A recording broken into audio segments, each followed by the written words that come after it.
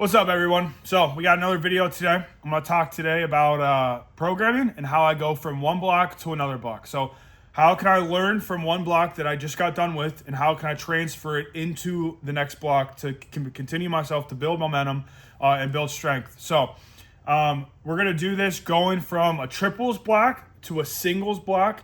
Now, normally, just depending on the time that I have, how far I'm out from meet, if it is this off season even, are we peaking, are we in a prep, whatever, it all is going to depend differently on how I structure things, obviously.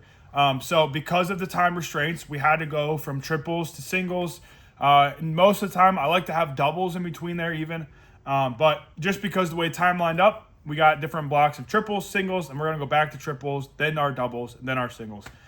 Just kind of how it worked out timing-wise. And kind of how I wanted to lay things out and really how I wanted to structure things. So I'm mostly going to show my screen today. I think, and I'm not well versed on this quite yet, so I'm honestly just going to record my screen from my phone, talk a little bit. I might switch back and forth a little bit here and there. But I want to show kind of my spreadsheet on how I've programmed myself and how I've structured things day to day, week to week, and then block to block. And how I'm going to use the block that we just got off of in order to keep improving onto the second block, but at the same time, not change up things so drastically that it's like a brand new program. We want things to be fluid. We want to make small changes. We want to improve on our current program, not rewrite the rule books, not rewrite the entire thing. We're not reinventing the wheel here. We're going to keep things, as you guys are going to see, extremely similar, and only a few nuanced things here and there are going to change. But for the most part, this stuff is going to be, honest to God, it all will look almost the same, but it's the small tweaks that we can do and learn from the previous block going into that block that really, I think, make the program. And that's really what is going to produce strength and continuously produce strength at that. This is not going to be something that that will keep us stagnant. You know, using these tools right will be absolutely something that will keep us progressing week in and week out. So let's kind of get into it. I'm kind of copying everything right now to put it on one solid spreadsheet. That way we can kind of look at things together and then kind of go from there. So let's do it. All right, so hopefully everybody can see that.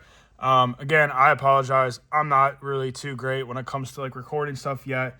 But I kind of wanted to get this out there to really show kind of just how my head works. So I'm sorry, I don't know how to screen record. You guys are going to have to watch me record on my monitor, basically, which, to be fair, is like a 36 or 42-inch TV, whatever it is.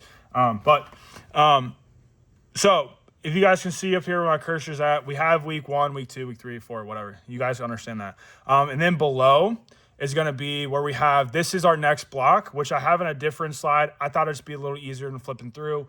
To be honest with you, I'm going to have to scroll either way. So, again, I apologize. I'm not great at this stuff, but I think the thought's there at least. But as you guys can see, what I do is I like to have, obviously everything laid out, but I like to have multiple boxes. Like in this whole section right here, a lot of this stuff is going to be blank when it comes to the beginning of the program, because this was something that I went from doing like a hypertrophy, getting myself back into the groove of things. This is more like what I do when I do a sit down like meet prep, and how I really like to think about things and structure it. So the beginning of this stuff, you're not going to see a lot of weight recommendations. And as time goes on, there's recommendations over here, because I knew coming back into this that these, like this week and this week, I would really build my strength and momentum up very quickly. And then the last 2 weeks of this block were mostly going to be where I didn't get stagnant, but I knew progress was going to slow because I had acclimated to what I was doing. And I had built my strength back up decently quick. So no recommendations over here, but we have a lot of recommendations when it comes like this last week, especially. We have a few here sprinkled in, but I really wanted to see kind of where I was at. And for the most part, you know, the numbers might be hard to tell unless you guys want to zoom in or whatever, but the weight that I use for all this stuff, as it goes on, it doesn't really change too much. I'm going to change my top sets a lot. All right, well, let's use, why don't we use bench press for a good example. Now, To be fair, I did start this program and I had a lot of other things in mind. I talked before in a previous video. I had a buddy of mine look it over and we tweaked a lot of things, and we honestly tweaked it between week 1 and week 2. It was the only time I'll recommend making a real change to something, in the moment. And it was mostly because like the conversation me and him had, it made an impact on me where I was like, okay, I'm not being specific enough in my training. I need to switch some things up. So bad example, but we'll use it anyways. We did bench, we did 205. And then we went from 205 here to week 2, we did 225. Then we went to 250, and then we went to 260. Now, to be fair, week 1, we were doing 10s. And I wanted to do higher rep stuff to begin with. Like I said, because of how the timing was, I thought it would be better for bench, for example, for block 1 to do like 10s and then transition into like 6s and 7s. Something like of that nature, and then go to 4s and 5s, and then triples, and then singles. Where a buddy of mine who is much stronger than me, knows a little bit more than me, so I take what he says to heart. He was kind of like, well, why don't you just run triples, singles, and then run triples, doubles, and singles again? And I was like, okay. So this is kind of a bad example, but the progression's there, and you guys can kind of see it. And even if we take this week out, what we did was we did 225 for 3 and an RP 7. Then we did 250 for 3 and an RP 8.5. And we finished it off with 260 for 3 and an RP 9.5 is what I put. And this is going to be structured RP 6, 7, 8, and 9. And I always want to do that. I don't want to take this RP 10. I don't want to do AMRAP stuff. I'm not trying to go to failure on this stuff. Honestly, it creates more fatigue than it does stimulus to go to RP 10, at least on the main movements. We still want this. We want this to be structured like this. So I don't know what I'm going to do from week 1 to week 2. And so I start to get myself a good base here, right? Until I start to see, okay, well, I've progressed, and I'm progressing very well, and I'm moving things up like they should be. So then I can better gauge on now going from week 3 to week 4. I knew, and my recommendation up here is 260, and that's what I hit. I hit 260. I didn't want to use 260 as a solid concrete thing. I didn't want to have to hit 260. I just knew, based on 250 being at a RP 8.5, that I should be able to do 250 for an RP 8.5. I don't know if I said that. Then I knew that I could do 260, hopefully, at an RP 9, depending on how I felt that day. So that's what I did. And a lot of my back off sets are also going to be recommended based on what I did previously through the blocks. And as we went through, we're learning more and more week to week. And we're learning that like a lot of my back off sets that I had percentage-wise for my squat and deadlift were way too high. So what I had to do is I had to bump them up. And some of these things, honestly, were too low. What I was recommending for myself at the start of this program for some of these exercises was just too low. It really was.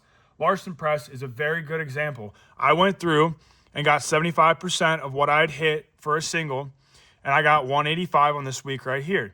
185 was way too light. But what I needed to do was build the skill of doing Larson press, because I have a single at Larson press at RP 7.5 on week 2. I needed to build a skill at 225, so that way on week 3 I could hit 245 for an RP 8. And what ended up happening was I ended up doing 255 was my recommendation, but what I did was I ended up doing 260 for a single and an RP like 8.5 to like maybe 9. And I had built, obviously looking at it, going from 225 to 260 is a big jump. But I had learned the skill from it pretty quickly, and I got myself back into the groove. But if I would have kept my back off set at 185, doing a set at 260 and then backing off to 185 is way too small of a jump, or way too big of a jump. I'm going down in weight too much. It's not going to give me an accurate stimulus for it. So what I decided to do was my recommendations were 185 based on what I'd previously done, but I jumped up. Now, I don't like to jump during blocks. I really don't. A lot of my back off sets I like to keep the same. And a lot of it's just going to be based on what I had done. Let me look at some good examples here. Oh, a good example would be pin press. I had done the same weight, 185, 185, 185, and then I did not do pin press here, and we'll explain that in a minute. But same thing with bench. I did 135, or incline. It was like 130, or I even went down technically, 155, 145, 135, 135. My guillotine press, 135, 135, and 135. Now, I had taken out pin press the next day because I had actually taken out guillotine press here. And the reason I did that is I had terrible inflammation in my pec tendons. So I decided that it probably would not be a good idea to continue doing so much direct pec work. And it probably was the guillotine press that was irritating it. So I went from guillotine to just a simple bench on Smith machine, since we were doing the guillotine press on a Smith machine. And it worked out a ton better, and I was able to do a lot of other stuff. But even good example, my accessories, dumbbell flies and dumbbell tricep throws is what I do as a superset for these two. 50 pounds, 50 pounds, 50 pounds, 50 pounds. I kept it the same. I want the stimulus to be the same through, and we'll make jumps when it comes to the next block. I don't want to make big jumps here because where I want my jumps to be is my tops. I want my bench, my squat, my deadlift, and even some of my accessories even, or my secondary movements. I want those to be the focus, not the other stuff. So if I can keep the stimulus the same throughout here, and I can really work on progressing my main movements, then that's where I want to be at. I've said it 100 times in videos, but if I'm trying to progress my bench press, I don't want to also try to progress every Larson, close grip, JM press, block press, pin press, incline press, guillotine. I don't want to increase all of those at the same time, because if I do, my bench will stop going up because I don't have the energy for it. And I cannot progress multiple movements at one time. Let me rephrase that. I can't progress every single movement at one time, but what I can do is progress my main movements, go really hard on my accessories, keep the weight the same, so the stimulus is the same. And what we can adjust is our sets. We can adjust our reps. A lot of my stuff I have, I don't know if you guys can read it or not, but all of my accessories are going to be 2 to 4 sets, 10 to 15 reps, depending, 10 to 20, 15 to 20, 10 reps, 8, whatever. But I always like to have my accessories as 2 to 4 sets. That way, I'm using the same weight. I get the same amount of stimulus. And my fatigue, I'm going to manage based on how many sets I do. And it also can help me when I'm in a pinch based on time. So a good example is right here on this day, we have dumbbell fly and dumbbell throws as our superset. I did 50 pounds the entire block. But what I did is I have ranges of 10 to 15 for flies and 15 to 20 for throws. So what I did was I did a 3x10 and a 3x20, and I supersetted each set. Next week, 4x10 and 4x20. But the following week, I had a bunch of fatigue. I had ran out of time. I had not got in. I needed to adjust my schedule based on everything, which sucks, but it's just sometimes what we have to do. So I only did a 1x10 and a 1x20. And then the following week, week 4, I ended up doing a 3x10 and a 3x20. Now, progression-wise, what some of us would have done is done 3x whatever, 4, a 5x, and a 6x. But we don't want to progress like that. Now, also, I don't want to do 50 pounds, 60 pounds, 70 pounds, 80 pounds. I wanted to use these accessories as a way to auto-regulate myself through the time. So I could not have done more than 3 sets. And even afterwards, we did single arm tricep cables and a single arm bicep. Last week, we only end up doing a 3x10 at that because we had so much more fatigue from our top bench that day, our incline, everything. We had already squatted and deadlifted 2 days prior. We came in with fatigue and all that stuff. So I'd like to adjust things there. Now, that being said, basically, all I did for week 1 of the next block is I copied what I did for week 4 of this block. And I pretty much made another block and made the whole other week for it. Week 5 is what we did. And then we tweaked from there. So I looked at everything and I said, well, I got to change my top set on squat and my top set on deadlift from triples to singles. We did that real quick. Now I need to look at my stimulus that I got. I was doing 2x4s on squat and 2x3s on deadlift. And I had done that intentionally so that way going into the next block, I could end up doing more sets. I needed more fatigue. I needed more stimulus. So we saved ourselves in this block. Instead of doing a 2x4, we did a 3x4. The 4 reps on our back off sets really worked. So that's what we did. So we did up here a chop triple on squat and we end up changing this. Sorry, this is a bad example. To a 2x4 and a 2x3 on deadlift. So then what we can do is go in here and we can go from squat, we can do a 3x4, and on deadlift we can do a 3x3 while still doing our top singles. And I can use my weight that I hit on week 4, which on squat was 3 360, I believe it was. Let's go look 380. We did 380 for a triple at RP9. Now we do the math on that. I don't remember off the top of my head. It's like let's say like a 405 squat or something like that. Our 410 is like our max if we do a 1 rep max calculator. So it's really easy. I want to be able to know what I could do as a single at that same max at RP6, which is 365. That's our recommendation. Now, the last week, our back off sets were 315 on squat and 315 on deadlift. So what I did was I just kept the back off sets the same. It worked, so why not? And our top set for deadlift, same way. I took on my top set, I did it, and even that this is probably a little sub-max for RP6. So we'll see how it goes when we actually come to that date. These are all just recommendations. I don't have to hit this. And I even have percentages over here. 76% of our estimated 1 rep max. I'm trying to get close to this, and hopefully it's 315. I'm trying to get close to both. Now I can auto-regulate myself to hit which one I feel is the best. Now, if 76% is 295 and I feel like 295 is too light, I can go to 315. But if 76% is 230 and I feel like 315 is too light or whatever, I can adjust from there. So I like to give myself a little bit of a range here, but I know I can do 70% of whatever I hit for my single on deadlift is one back offset thing that I can do, or I can just keep it the same with 315. That way, all my back offsets is whole blocker 315, which is what I would prefer. And then what we did was stiff leg deadlifts. We were doing sets of 8 for 225. When we changed it, we went up 275. Hack squat, we were doing with 225. We went up to 315. Feel like that was a bigger jump, but it's more appropriate based on my level of effort given it in the hack squat. I feel like I just needed to give it more effort and focus more, so I added more weight. Bench, same way. I used my week 4 of my top set being, 260 for a triple at RP9, and I did the math on it, and RP6 would be like 250-ish.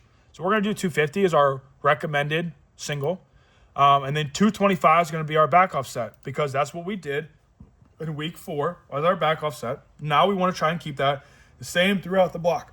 We now made a big jump from our top set being under 225 in block 1 to our first set on week 2, working set, to be 250 for a single. So I'm going to keep most of my back offs at 225, knowing that I'm probably going to hit 250, 260, 270, 280, or something of that nature. 250, 265, 255, depending on how it goes, is fine. But I know that like my top single might be between 275 pounds and 300 pounds. So I know that going from my over here at a 290, let's say single, down to a 4x5 at 225 should be appropriate. Incline, I wanted to keep everything the same because it worked. I switched out the guillotine to not, for the whole block to not irritate my pecs. And we went up on weight. We were doing 135 on the bench on Smith machine. We're going to go to 185, which I think I can handle because 135 on guillotine was intentionally light. And here we are, dumbbell flies and dumbbell throws. We went from 50 to 60 pounds. And the reason we did that is because I got a good amount of stimulus out of it, and I wanted to go up. I wanted to progress it, but slightly. I don't want to make big jumps here. So I want to make small jumps. That way, I'm not causing so much fatigue in week 1. By the time I get to the week 4 of that block, I'm toast. I want to make small jumps to get our bodies acclimated through time and consistency, not for making a gigantic jump at once and then creating more fatigue. Making big jumps causes a ton of fatigue. And then, it does cause stimulus, but it causes more fatigue than stimulus in my head. So I want to keep things relatively the same. I want to make small, appropriate jumps. And even our triceps, single arms, and biceps, we kept the weight the same, 25 pounds. I didn't want to do anything crazy. I thought that was appropriate. I thought that was not making a big jump. I thought that making the jump and the flies and throws and bench and all that would make it to where I'm probably going to be too fatigued to be able to add weight here. I don't want to cause more fatigue. I just want stimulus out of these blast movements. And we can push these kind of hard.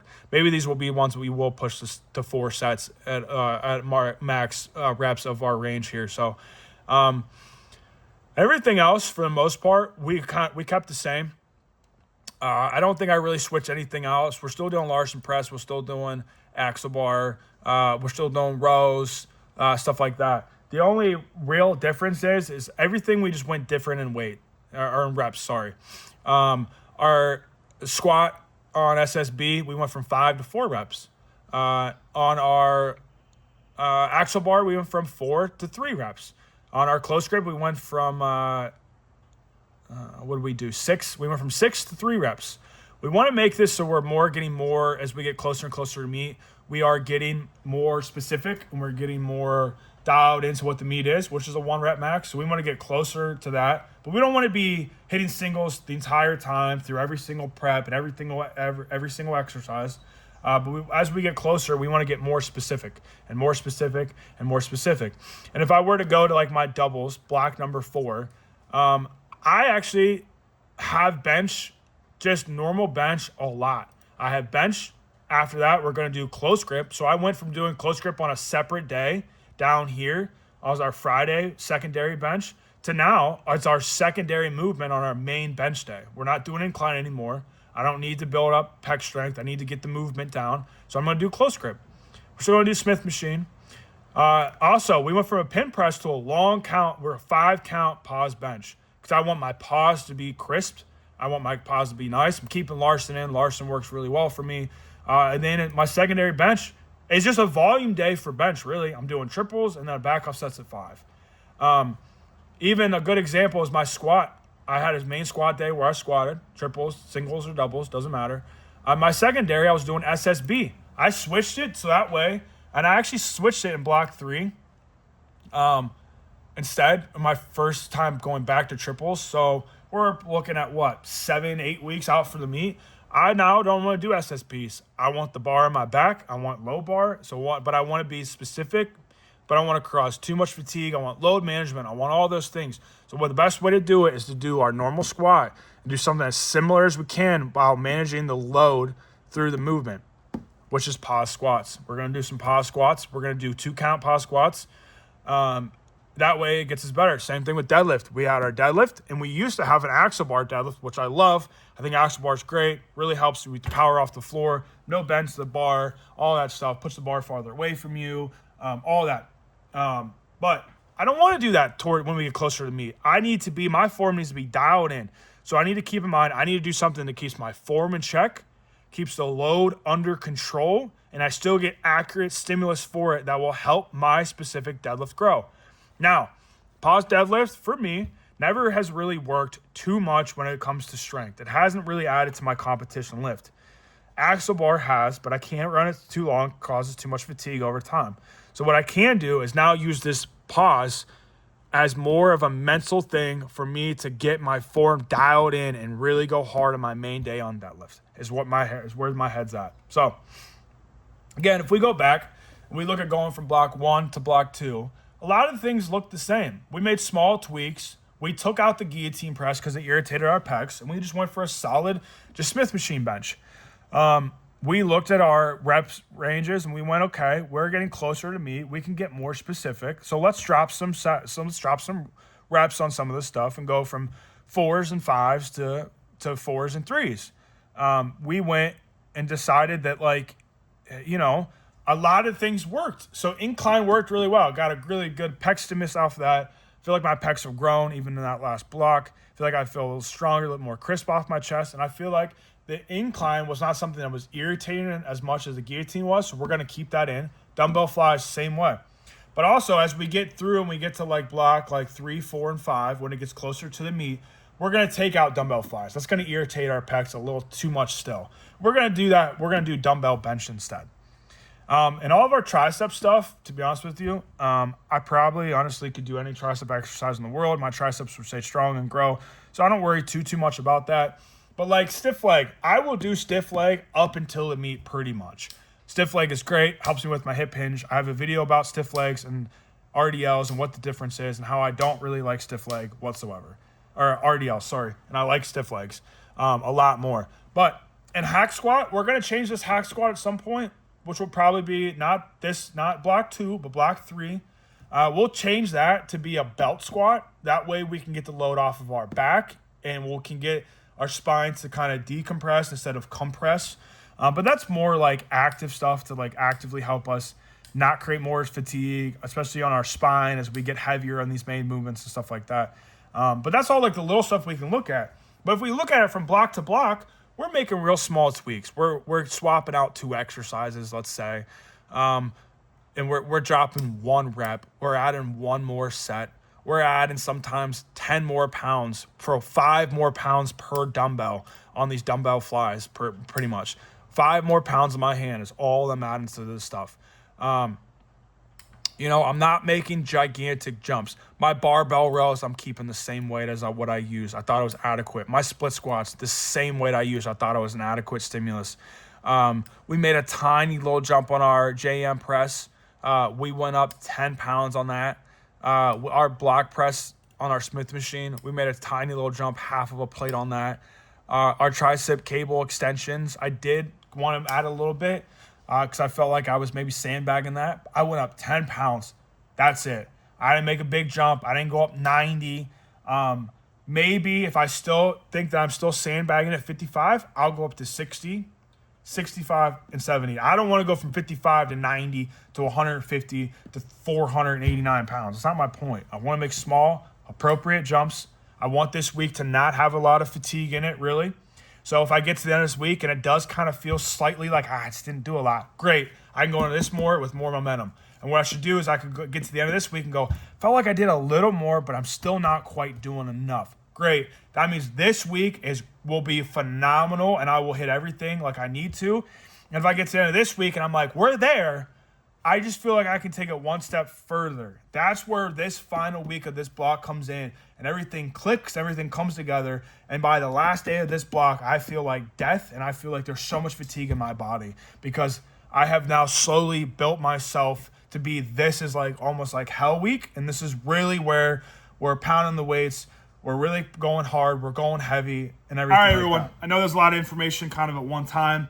And I apologize again that I don't quite know how to like screen record from my computer yet and have like a voiceover. I'm just not the best at this stuff yet, but I'm still trying to put that info out there. But as you guys kind of can see, hopefully you understand that like I don't want to make big changes from block to block. I want to make small changes.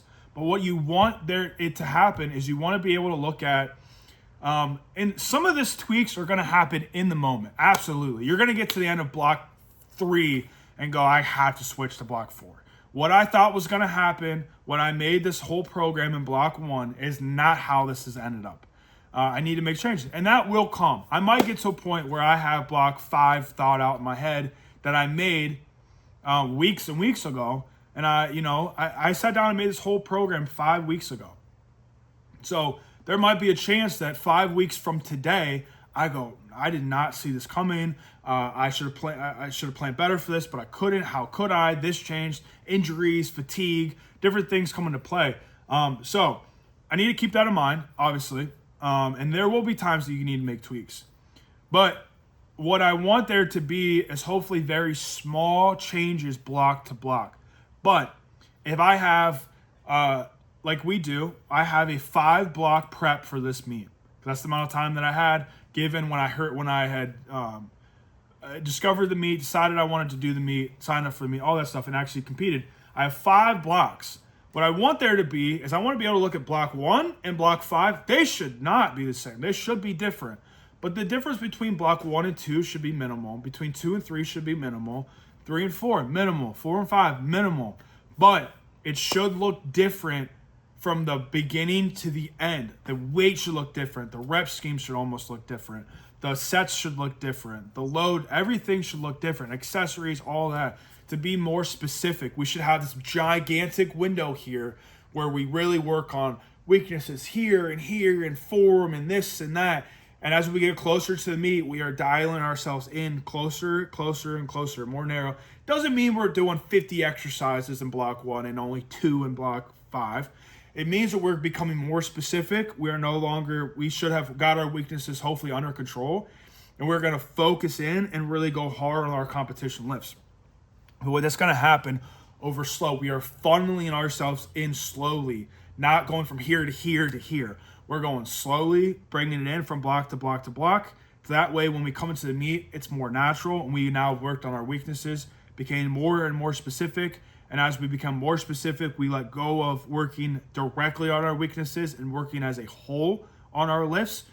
And then it all comes together, the slow timing and all this until the meet day comes. And that's when everything has now funneled through, and we are finally done. And now the floodgates kind of break loose on our competition lifts, and now we are able to express ourselves like we're supposed to. Now we can talk about load and reps and all stuff like that in a later video, and how we're going to structure from our triples and doubles and singles and wide, how we're going to peak and what we're going to take away, and how we're going to manage the fatigue and all that stuff. We'll do that later for sure. But mostly I wanted to show like how I make these small changes and stuff like that. So, but that's all I got. I got to be honest with you, I got to stop talking or this video is going to be 6 hours long, and I don't think anybody wants that. But this is kind of how I can create a lot of progression without there being a ton of fatigue, without me messing up or anything like that. So I hope this video is helpful for you guys, kind of see a little bit of an insight to my head. But I do have this as a spreadsheet. So it might be wild to throw it out there, but if anybody kind of wants to see kind of where my spreadsheet's at, or kind of where my head's at, you guys kind of want to see how my programming is, let me know. By all means, I'm more than happy to send a quick little program over. I even have this as a 12-week program instead.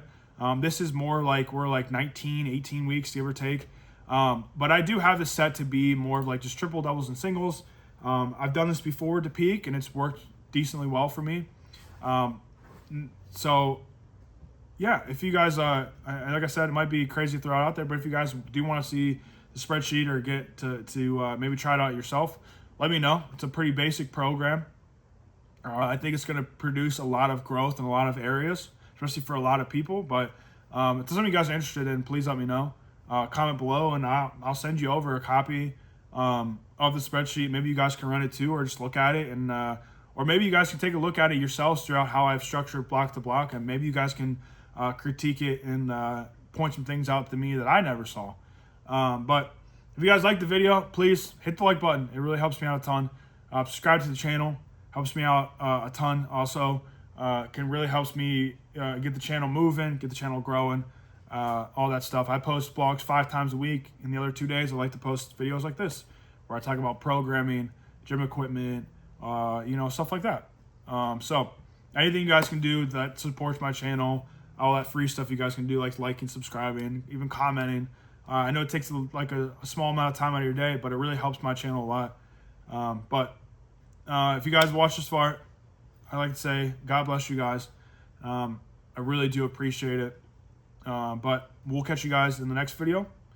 And that's pretty much all I got. So we don't have an outro, so the video just cuts off. So